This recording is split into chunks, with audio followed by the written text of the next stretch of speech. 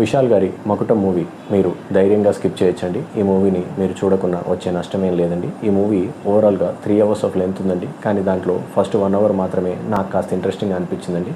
అది కూడా ఎందుకు అంటే middle class life style, middle class మనుషులు, వాళ్ళ ఆశలు, వాళ్ళ యాస్పిరేషన్స్, వారికి ఉండే చిన్న చిన్న కష్టాలు, వాటిని చూపించడం జరిగిందండి. అందుకే ఫస్ట్ 1 అవర్ మాత్రం కాస్త రిలేట్ అయ్యాను కాబట్టి కాస్త ఇంట్రెస్టింగ్గా ఎంగేజింగ్గా అనిపించిందండి.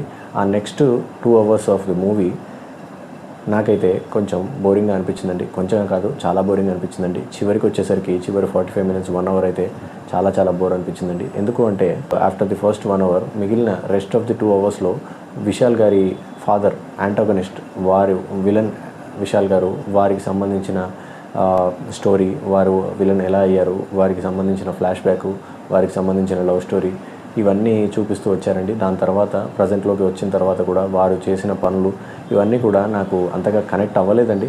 కొంచెం ఆర్టిఫిషియల్గా అనిపించాయి, కొంచెం అన్వాంటెడ్గా అనిపించాయి. ఆ సీన్స్ అన్నీ లెందీగా అనిపించాయి.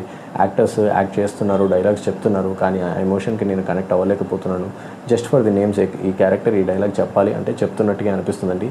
ఈ క్యారెక్టరు ఒక మనిషి గురించి మాట్లాడుతుంటే ఆ మనిషికి వీరికి ఉన్న కనెక్షన్ కానీ ఇదంతా కానీ నేను ఫీల్ అవ్వలేకపోయానండి. వారు అంత పర్ఫెక్ట్గా డెలివర్ చేశారని నేను అనుకోవట్లేదండి.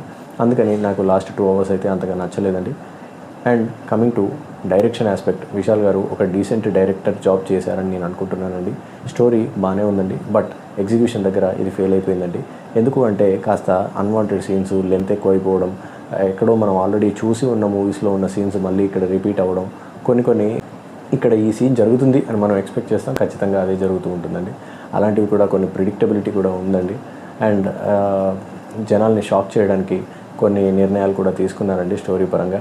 అవి కూడా అప్పటికి వర్కౌట్ అయినా సరే ఆ తర్వాత మాత్రం వాటికి ప్రాపర్ పే ఆఫ్ లేక నాకైతే కాస్త లూజ్ ఎండ్గా వదిలేసినట్టు అనిపించిందండి.